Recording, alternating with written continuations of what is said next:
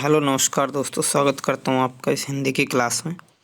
दोस्तों, इस वीडियो में हम एक छोटी सी क्लिप में वर्णमाला एक दृष्टि में देखने वाले हैं। बहुत छोटी सी वीडियो में ही आपको पूरी वर्णमाला मैं समझा दूंगा और उसके बाद हम पुराने पेपरों में जितने भी वर्णमाला से क्वेश्चन आए हैं, चाहे वो यूपी टेट हो, टीजीटी हो, रेलवे हो, लेखपाल हो, यानी हिंदी के जितने भी एग्ज़ाम होते हैं, सभी एग्ज़ामों के सारे क्वेश्चन जो वर्णमाला से आए हुए हैं इसी वीडियो में नीचे डिस्कस हम करेंगे। ठीक है, तो चलिए शुरू करते हैं। सबसे पहले बच्चे, दोस्तों, जो वर्णमाला तालिका होती है, अगर हम इसकी बात करें तो ये हमने शॉर्ट फॉर्म इस बुक में इसकी बनी हुई देखी है और इस बुक से ही हम इन चीज़ों को अध्ययन करेंगे। तो समझते हैं। सबसे पहले वर्णमाला जो होते हैं उसमें बच्चे वर्ण होते हैं और उन वर्णों को हम दो भागों में डिवाइड कर सकते हैं। एक होता है स्वर, एक होता है व्यंजन। इन्हीं स्वर और व्यंजनों से मिलकर टोटल आपकी वर्णमाला तैयार होती है। अगर स्वरों की संख्या की बात करें तो बच्चे 11 होती है और व्यंजनों की संख्या की बात करें तो 33 होती है। लेकिन यदि कुल वर्णों की संख्या की बात करें, टोटल, देखो यहाँ पर अगर दो अलग अलग क्वेश्चन आपसे आएंगे। एक तो कहता है वो हिंदी वर्णमाला में वर्णों की संख्या क्या, तो 33 और 11 मिलाकर हो जाएगी 44। दूसरा क्वेश्चन कहता है हिंदी वर्णमाला में कुल वर्णों की संख्या। अगर कुल शब्द लगाकर वो कहता है कुल वर्णों की संख्या, तो आपको बतानी है 52 यानी 52। ठीक है, चलिए इससे आगे और हम देखेंगे। दोस्तों, एक शब्द मिलेगा आपको हिंदी वर्णमाला में मूलतः वर्णों की संख्या।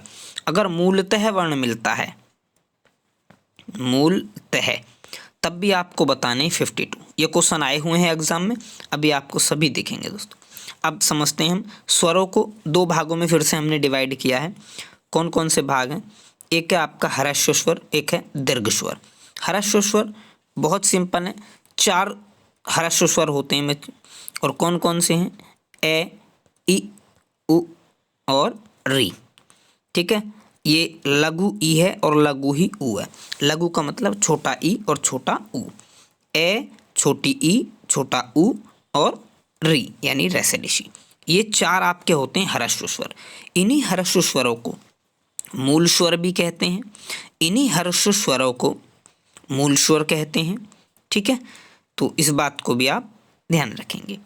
इसके अलावा दीर्घ स्वर की बात करें तो इनको छोड़कर बच्चे आ, बड़ा ई, बड़ा उ, ए, आई, ओ, औ, ये 7 होते हैं आपके दीर्घ स्वर। ठीक है, ये जो 7 दीर्घ स्वर हैं, इनमें से अगर मैं बच्चे 3 स्वरों की बात करूं, कौन कौन से?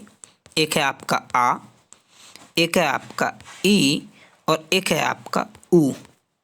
ये जो 3 हैं बच्चे, ये जातीय हैं और इनको छोड़कर जो बाकी इसमें दीर्घ में आ रहे हैं, ये विजातीय स्वर भी होते हैं। इनको विजातीय स्वर भी कहते हैं। ठीक है, इस बात को आप थोड़ा सा ध्यान रखेंगे। अभी हम अगर आगे देखें इनके अलावा, तो व्यंजनों की बात हम करें तो व्यंजनों को हमने 25 तो होते हैं बच्चे स्पर्श व्यंजन। स्पर्श व्यंजन यहाँ पर आपको 27 दिख रहा होगा, लेकिन ये 27 इन दो को मिलाकर हैं और ये होते हैं उत्क्षिप्त व्यंजन। उत्क्षिप्त व्यंजनों को अगर हम ऐड करते हैं तो 27 बनेंगे। अगर जर्नली आपसे पूछता है कि स्पर्श व्यंजनों की संख्या कितनी है, तो आप बताएंगे 25 यानी कि 25 है। कौन कौन से होते हैं? के वर्ग, चे वर्ग, टे वर्ग, ते वर्ग और पे वर्ग। ये 5 वर्ग आप समझते होंगे, नहीं समझते आपको मैं बता देता हूँ। के वर्ग में के, खे, गे, घे, गण और चे, छे, छे, जे, झेड़, यानी के कबूतर से लेकर आपका मैं मछली तक जो SNR आते हैं, वो सभी आपके स्पर्श व्यंजन होते हैं। इसके बाद एक है बच्चे अंतस्थ व्यंजन। अंतस्थ व्यंजन 4 होते हैं। ये होते हैं ये, रे, ले, वे। ये चारों अंतस्थ व्यंजन हैं। उसके बाद एक आता है इसमें ऊष्म व्यंजन। ऊष्म व्यंजन भी 4 होते हैं, तीनों शे और है। ये ऊष्म व्यंजन है। इसके बाद आगत ध्वनियाँ। आगत ध्वनियाँ यहाँ पर 2 लिखी हुई हैं, हालांकि आप और भी लिख सकते हैं। जैसे कि एक होता है डॉक्टर वाला, जो आ होता है ना, ऊपर लगा हुआ होता है ऐसे, इसमें ये वाला आ, ये भी आगत ध्वनियों में आता है। ये मोस्ट इम्पॉर्टेंट है, इससे कई क्वेश्चन एग्जाम में आपको आए हुए दिखेंगे। अभी जब हम आगे क्वेश्चनों को डिस्कस करेंगे तो आप देखेंगे बहुत सारे क्वेश्चन इनसे पूछे जाते हैं। ये जो संयुक्त व्यंजन है ये 4 होते हैं, इनका मिलाप पूछता है, यानी किन किन से मिलकर ये संयुक्त व्यंजन बने हुए हैं ये आपसे पूछेगा। ठीक है, तो इन चारों की बात मैं भी आपको बताता हूँ। पहले इनको समझते हैं। 4 संयुक्त व्यंजन कौन से होते हैं?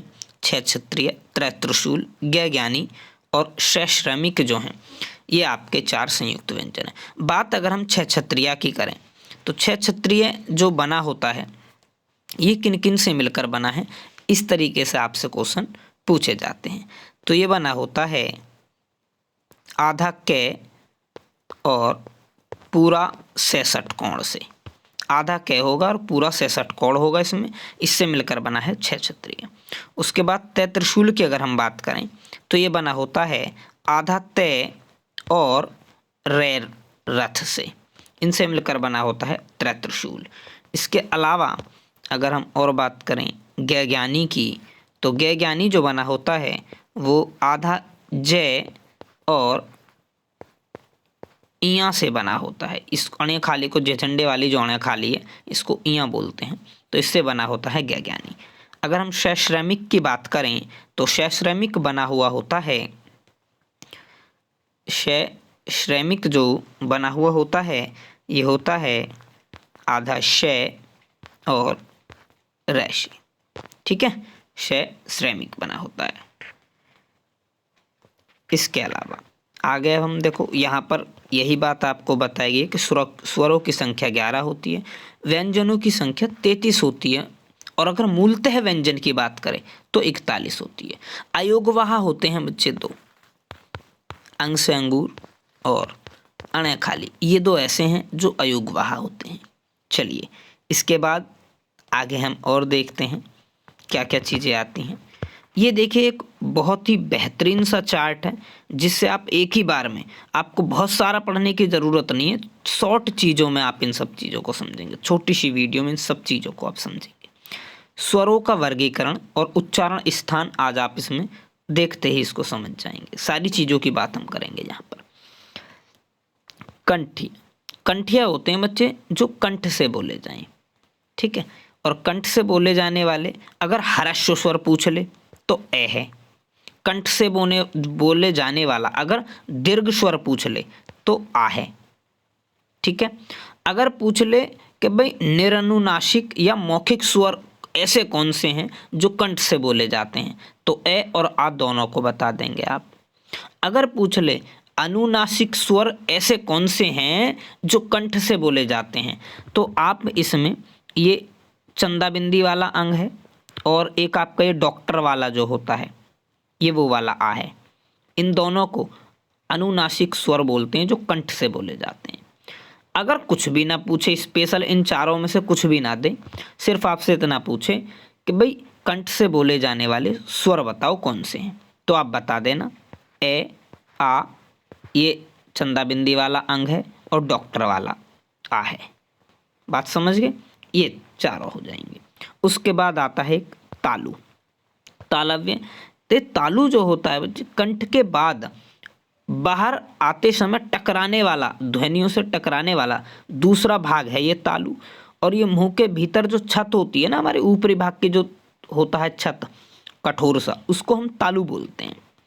ठीक है, अब इसमें अगर पूछ ले आपसे ह्रस्व स्वर कौन सा है तो छोटी ई, यानी तालु से बोले जाने वाला या तालु से टकराने वाला ह्रस्व स्वर कौन सा है तो छोटा ई। तालु से बोले जाने वाला दीर्घ स्वर बड़ा ई। निरनुनासिक स्वर जो तालु से बोला जाता हो तो छोटा ई, और अनुनासिक जो तालु से बोला जाता हो तो छोटी ई पर अगर हम वो लगा देते हैं चंदा बिंदी तो इसको हम अनुनासिक बोलेंगे। अगर इनमें से कोई भी स्पेशल कैटेगरी नहीं दी जाए और फिर आपसे पूछे कि तालु से बोले जाने वाले स्वर बताओ तो आप सिर्फ 2 बताएंगे, छोटा ई और बड़ा ई तालु से बोले जाने वाले स्वर हैं। बात क्लियर हो गई? इसके बाद मूर्धन्य वर्ण अब हम समझते हैं कि मूर्धा से बोले जाने वाले कौन से। अगर हम बात खाली मूर्धा की करें तो रे ऋषि एक ऐसा शब्द है जो ह्रस्व स्वर आता है, यानी ह्रस्व स्वर और मूल स्वर में आता है ये, और उसके बावजूद भी ये क्या है, मूर्धा से बोले जाने वाला है। ठीक है जी।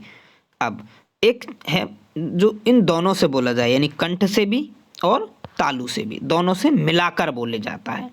कौन सा है? ए और आई जो है ये कंठ और तालु दोनों से मिलाकर बोला जाता है। ओष्ठ और कंठ यानी होठों से, और कंठ यानी गला, इन दोनों से बोला जाते हैं। छोटा ऊ और बड़ा ऊ, सॉरी हाँ, छोटा ऊ और सॉरी, ओष्ठ और कंठ से तो बोले जाते हैं बच्चे ओ और आऊ। ठीक है।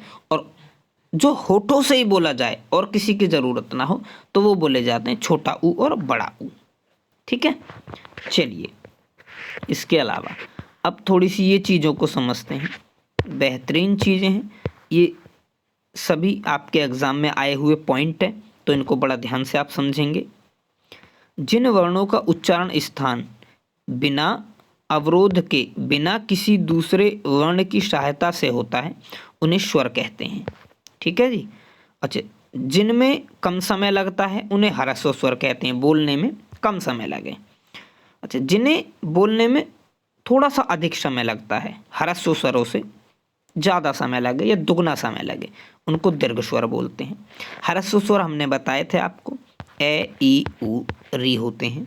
मूल स्वर भी यही 4 होते हैं, मैंने बता दिया था पहले ही। दीर्घ स्वर इनको छोड़कर बाकी 11 जो बचे, अंग और एह को छोड़कर, आ, बड़ा ई, बड़ा ऊ, ए आई ओ औ, चारों होते हैं। आगत स्वर की बात करें, डॉक्टर वाला आ जो होता है आगत स्वर है, और इसमें ये जय वगैरह स्वर, ये स्वर नहीं है इसलिए हम इनको नहीं बोल पाएंगे, जय वगैरह जो हैं। अच्छा, अग्र स्वर की बात करें हम, अग्र स्वर होते हैं, अग्र का मतलब है ये 3 अग्र, पश्च और मध्य जो हैं ये जिह्वा के आधार पर होते हैं, यानी जीभ के आगे वाले भाग से बोले जाने वाले जो हैं वो है छोटा ई, बड़ा ई, ए और आई। जीभ के मध्य भाग से बोले जाने वाला एक है, बस इसको याद कर लो। याद करने की भी ट्रिक बहुत बेहतरीन बता दूंगा मैं। अगर जीभ के भागों से पूछा जाए तो मध्य में तो सिर्फ एक याद कर लो कि ऐसे अनार जो है ये जीभ के मध्य भाग से बोला जाता है। इसके अलावा जितने भी ये 3 के अक्षर से बनाए जाते स्वर हैं ये सारे के सारे पश्च भाग से बोले जाते हैं, देख लो। ठीक है जी। इसके अलावा अग्र स्वर, भाई इन दोनों को छोड़कर बाकी जो बचे वो अग्र स्वर है, यानी ई, बड़ा ई, ए और आई, ये जीभ के भागों से हो गए। अच्छा, इसके अलावा आप को ये भी पूछा जाता है कि भाई संवृत क्या है, अर्ध संवृत क्या है, तो इनको भी याद करते हैं। विव्रत क्या है, ठीक है, और अर्धविव्रत क्या है। तो सबसे पहले आप इनको ऐसे याद करेंगे कि भाई संवृत जो होते हैं वो होते हैं बड़े बड़े, तो बड़ा ई और बड़ा ऊ, और अर्धव्रत जो, अर्ध संवृत जो हैं वो होते हैं इनके ही छोटे छोटे, छोटा ई, छोटा ऊ। विव्रत की बात करें तो आ, ए और ओ, सॉरी औ, और अर्ध विव्रत की बात करें तो ए ओ और डॉक्टर वाला आ। चलिए, इसके बाद ये यहाँ पर कुछ पॉइंट दिए गए हैं, तो इनको आपको मैंने पहले ही बता दिया है। इसके अलावा आगे देखते हैं। अब ऐसे ही जैसे हमने स्वरों का वर्गीकरण किया है, ऐसे व्यंजनों का वर्गीकरण करेंगे। और व्यंजनों का वर्गीकरण करने के बाद देखिए यहाँ पर व्यंजनों के बारे में बहुत सारी हिंट दी गई हैं जिस एग्ज़ाम में जहाँ से क्वेश्चन आपसे पूछे गए हैं, और फिर मैं आपको दिखाऊंगा। देखिए ये सारे क्वेश्चन वो हैं हिंदी वर्णमाला के जो किसी ना किसी एग्ज़ाम में पूछे गए हैं, सारे वही क्वेश्चन हम लेंगे जो एग्ज़ाम में आए हुए क्वेश्चन हैं। तो आप बिल्कुल निश्चिंत रहें। पहले एक बार हम इसको समझ लेते हैं, उसके बाद हम सारे एग्ज़ाम वाले क्वेश्चनों को लेंगे। ठीक है, चलिए एक काम करते हैं, इस वीडियो को अभी मैं यहीं रोकता हूँ। छोटे छोटे पार्टों में वीडियो बनाएंगे, इसका सेकंड पार्ट बनाएंगे हम, व्यंजनों का वर्गीकरण होगा जिसमें। ठीक है, और उसके बाद हम डायरेक्ट आपको क्वेश्चनों की ओर ले चलेंगे। धन्यवाद दोस्तों।